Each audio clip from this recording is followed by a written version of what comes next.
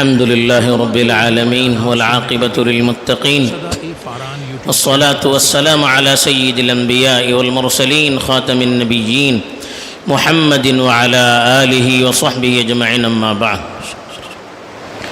میرے دینی اور ایمانی بھائیوں، بزرگوں اور دوستوں، اسلام ایک ایسے معاشرے کی تشکیل کی دعوت دیتا ہے، ایسی سوسائٹی کی تعمیر کی دعوت دیتا ہے جو آپس میں مل جل کر رہے، ایک دوسرے کے تئیں محبت اور خیر خواہی کے جذبات رکھتے ہوں، صفیں جس کے ذریعے سے متحد رہتی ہوں، دل پاک صاف رہتے ہوں، ایسے معاشرے کو اسلام تشکیل دینا چاہتا ہے اور ایسی چیزوں کو معاشرے میں عام کرنا چاہتا ہے جس سے معاشرے کے اندر یہ صفات، یہ خصوصیات پیدا ہو جائیں۔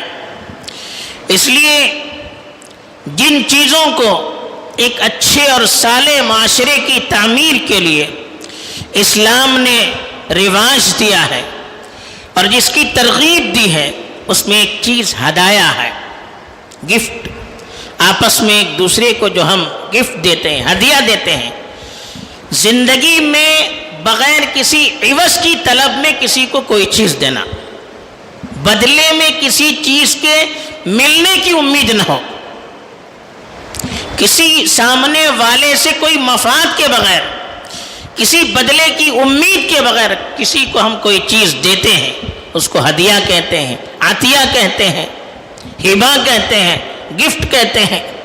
اگر سامنے والا ضرورت مند ہے، اس کی ضرورت کو پورا کرنے کے لیے ثواب کی نیت سے ہم دیتے ہیں تو اسی کو صدقہ کہتے ہیں۔ کوئی بڑا آدمی ہے، اس کی عزت اور اس کے احترام میں ہم دیتے ہیں تو اس کو ہدیہ کہتے ہیں۔ اور ایسے ہی محبت میں کسی کو کوئی چیز دیتے ہیں، گفٹ دیتے ہیں تو اس کو عربی میں ہبہ کہتے ہیں، تحفہ کہتے ہیں۔ تو اس کو اسلام نے رواج دیا ہے اور اس کی ترغیب بھی دی ہے، ایسے لوگوں کی تعریف کی، ایسے کاموں کی تعریف کی جس میں آپس میں ایک دوسرے کا تعاون ہوتا ہو۔ وَتَعَاوَنُوا عَلَى الْبِرِّ وَالتَّقْوَى، کہا کہ بھلائی اور گناہوں سے بچنے کے کاموں میں ایک دوسرے کا تعاون کرو، اور کہا وَآتَى الْمَالَ عَلَى حُبِّهِ ذَوِي الْقُرْبَى، نیکی تو یہ ہے کہ آدمی مال کی محبت کے باوجود یا اللہ کی محبت میں مال اپنے رشتہ داروں کو دے دے۔ وَالْيَتَامَى وَالْمَسَاكِينَ وَابْنِ السَّبِيلِ وَالسَّائِلِينَ وَفِي الرِّقَابِ، آدمی یتیموں کو دے دے، مسکینوں کو دے دے، جن کے پاس اتنا مال نہ ہو کہ جس سے ضرورت پوری ہو جائے، مال تو ہے لیکن ضرورت جس سے پوری نہ ہو، ایسے ہی فقیر ہیں، مانگنے والے ہیں، ان کو دینا۔ پہلے زمانے میں غلام تھے، ان کو آزاد کرنے کے لیے دینا۔ آج کل جیل میں بہت سارے لوگ بغیر جرم کے پھنسے ہوئے ہیں، ان کی رہائی کے لیے دینا۔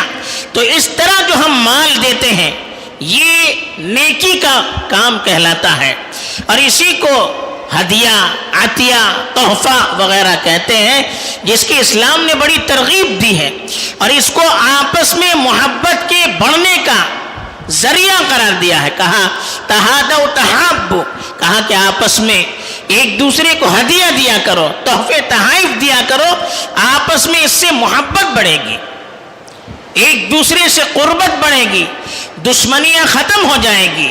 بڑے سے بڑا دشمن ہے، آپ اس کو کوئی چیز ہدیہ کرتے ہیں، کوئی چیز تحفے میں دیتے ہیں تو اس کے دل میں خود بخود آپ کی محبت پڑ جاتی ہے۔ وہ محبت کا بیج ہوتا ہے جو ہدیے کے ذریعے سے آپ اس کے دل میں بوتے ہیں، پھر آپس میں دوریاں ختم ہو جاتی ہیں، دل کے اندر جو نفرت اور دشمنی کے جذبات ہوتے ہیں وہ آہستہ آہستہ ختم ہو جاتے ہیں۔ اس لیے اسلام نے اس کی بڑی ترغیب دی، بلکہ یہ کہا کہ معمولی چیز اگر کوئی آپ کو ہدیے میں دے اس کو قبول کرو۔ اللہ کے رسول صلی اللہ علیہ وسلم نے فرمایا کہ لو اہدی الی ذراع او قراع لقبلت، مجھے کوئی بازو کا گوشت دے دے یا کھر بکرے کا پایا، اس کو اگر ہدیے میں دے دے میں اس کو بھی قبول کروں گا۔ بلکہ یہ کہا کہ کوئی پڑوسن کسی پڑوسن کو ہدیہ دینے میں حقیر نہ سمجھے، چاہے وہ کھری کیوں نہ ہو، دینے میں بھی چھوٹی سے چھوٹی چیز آپ دے سکتے ہیں تو ہدیے میں دے دیں، اس سے آپس میں محبت بڑھتی ہے، تعلقات بڑھتے ہیں۔ تو اس لیے اسلام نے اس کی ترغیب دی ہے، البتہ اس کے آداب بھی بتائے ہیں۔ اللہ کے رسول صلی اللہ علیہ وسلم کا معمول تھا کہ اگر کوئی صحابی ہدیہ دیتا تو آپ قبول کرتے تھے، بلکہ غیر مسلم بھی ہدیہ دیتا تو اس کو قبول کرتے تھے۔ یہودیوں سے آپ نے ہدایہ قبول کیا ہے، بلکہ بعض غیر مسلم بادشاہوں سے بھی آپ نے ہدایہ قبول کیا ہے۔ اور اللہ کے رسول صلی اللہ علیہ وسلم کا معمول تھا، کوئی ہدیہ دیتا تو آپ اچھی سے اچھی چیز اس کو اپنی طرف سے دے دیتے تھے، تاکہ کسی کا حق اپنے اوپر نہ رکھیں۔ کہا کہ وَيُثِيبُ عَلَيْهَا، اللہ کے رسول يقبل الہدیہ وَيُثِيبُ عَلَيْهَا، ہدیہ قبول کر دیتے اور اس کے بدلے میں اس کو کچھ دیتے تھے۔ لیکن یہ یاد رکھنا چاہیے کہ کسی سے کوئی بدلہ لینے کی نیت سے ہم ہدیہ نہ کریں، کہ وہ بھی ہم کو دے دے اس نیت سے نہ کریں۔ عام طور پر شادیوں میں نوجوان کرتے ہیں کہ ہم اس کو دیتے نہیں، وہ بھی ہم کو دے گا، یا اس نے ہم کو دیا تو ہم بھی اس کو دیں گے۔ تو یہ نیت اگر اس طرح کی ہو کہ ہم دیں گے تو وہ ہمیں دے گا، تو یہ ہدیہ نہیں، غلط ہے، یہ تو بیع کی ایک شکل ہو جائیں گی۔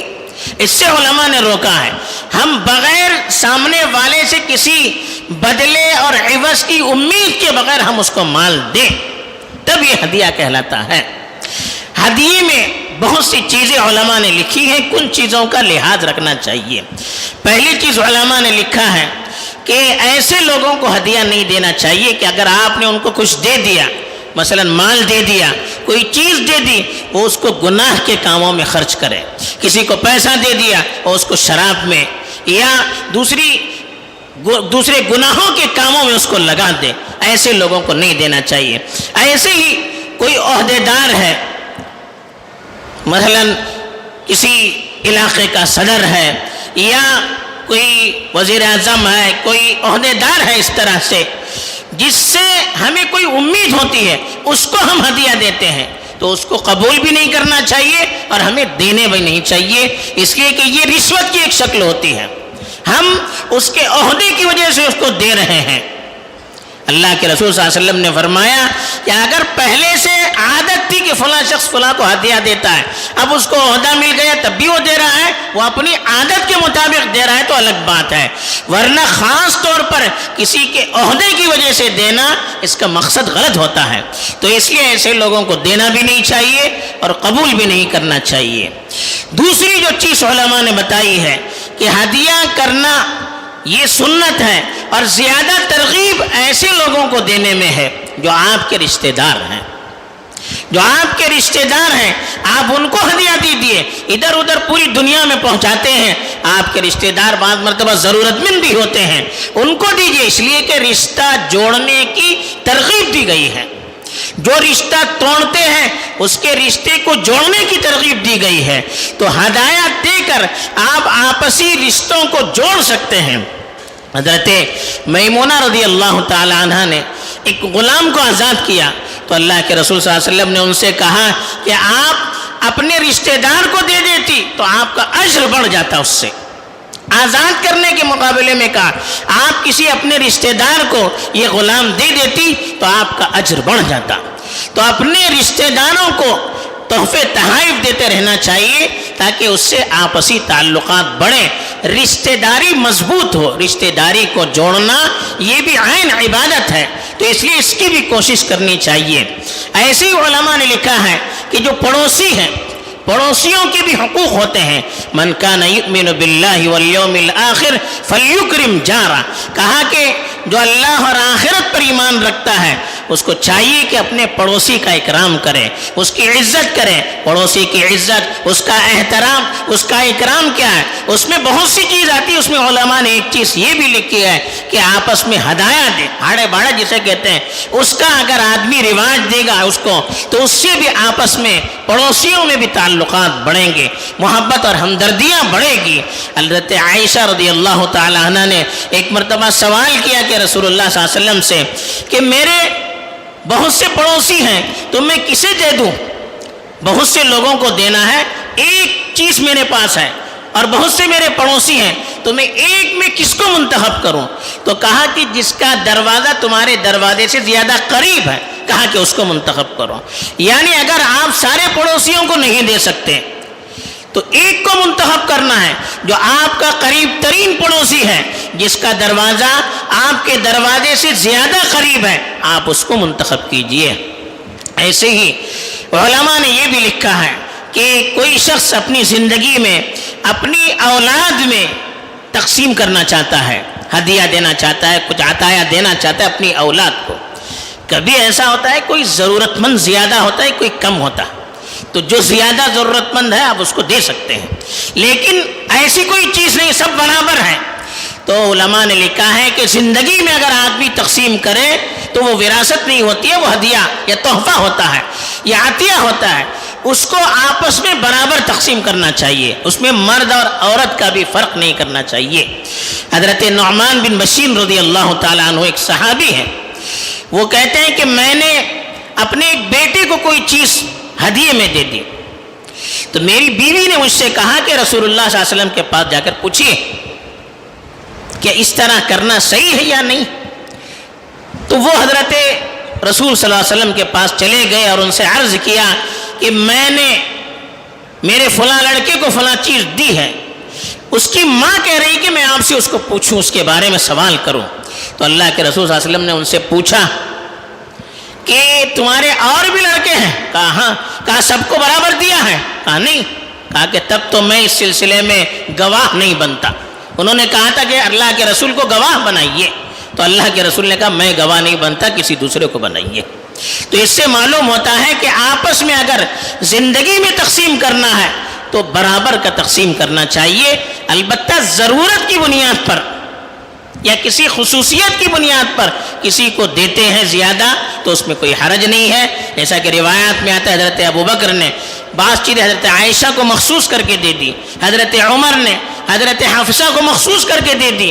ممکن ہے کہ اللہ کے رسول کی زوجیت میں وہ دونوں تھیں تو اس وجہ سے ان کا مرتبہ انہوں نے زیادہ سمجھا ہوگا، تو اسی لیے علماء نے لکھا ہے کہ کسی خصوصیت یا ضرورت کی بنیاد پر کسی کو زیادہ کسی کو کم دے رہے ہیں تب تو ٹھیک ہے، اس کی گنجائش ہے، ورنہ عمومی حالات میں اپنی اولاد میں اگر تقسیم کرنا ہو تو تقسیم برابر ہونا چاہیے، تقسیم برابر ہونی چاہیے۔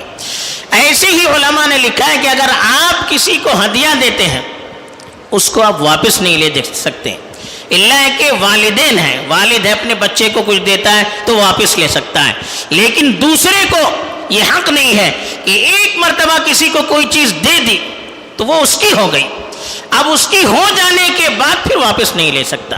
حدیث میں فرمایا کہ الراجع فی ہبتہ کالراجع فی قیہ، دے کر اگر آدمی ہدیہ دے کر واپس لیتا ہے تو اس کی مثال ایسے ہی ہے جیسے کوئی قے کرتا ہے اور اس کو چاٹتا ہے، بلکہ بخاری شریف کی حدیث میں فرمایا کہ جیسے کتا ہے وہ قے کر کے چاٹتا ہے، تو ایسے ہی ہدیہ دے کر اس سے واپس لینا یہ قے کر کے چاٹنے کی طرح ہے۔ تو اس کا بھی خیال رکھنا چاہیے۔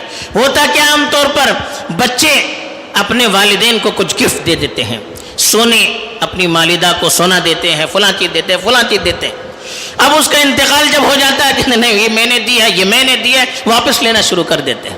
وہ دینے کے بعد وہ ان کی ہو گئی، اب واپس نہیں لے سکتے آپ، وہ ان کی ہے۔ اب وراثت کے اعتبار سے جیسے تقسیم ہوگا مال، اس میں جو چیز آئے گی وہ آپ کو، اس میں وہ چیز آپ کو ملتی ہے تو ٹھیک ہے، ورنہ آپ نہیں لے سکتے ہیں۔ اس لیے کہ دینے کے بعد ہم نے اس کو مالک بنا دیا، وہ چیز اس کی ہے، اب وہ جس کو چاہے دے سکتی ہے۔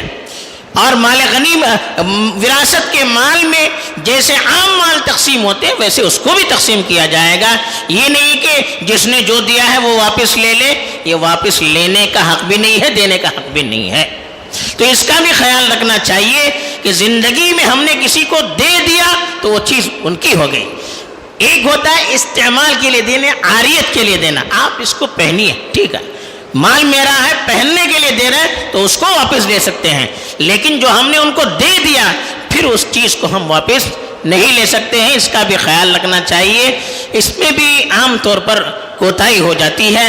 تو اس طرح کے بہت سارے احکام ہیں جو تحفے تحائف اور ہدیے وغیرہ کے سلسلے میں علماء نے لکھے، اس کا خیال رکھنا چاہیے۔ اب یہ رمضان کا مہینہ ہے، محبت کا مہینہ ہے، آپس میں ایک دوسرے کے تعاون کا، ایک دوسرے کو دینے کا مہینہ ہے۔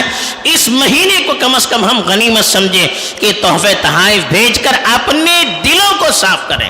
خاص طور پر جن لوگوں کے ساتھ ہماری کوئی دشمنی ہے، ناراضگی ہے، یا جن سے ہمیں تکلیف ہے یا ہم سے ان کو تکلیف ہے، ایسے لوگوں کو تحفے تحائف دے کر ہم ان کے اور اپنے دلوں کو صاف کریں، قریب کریں، اپنی صفوں کو بانٹنے کی کوشش کریں۔ ایک ایسا بزرگ اور محترم مہینہ آیا ہے جو اللہ سے ہم کو جوڑنے والا ہے، جو دلوں کو پاک اور صاف کرنے کی دعوت دیتا ہے۔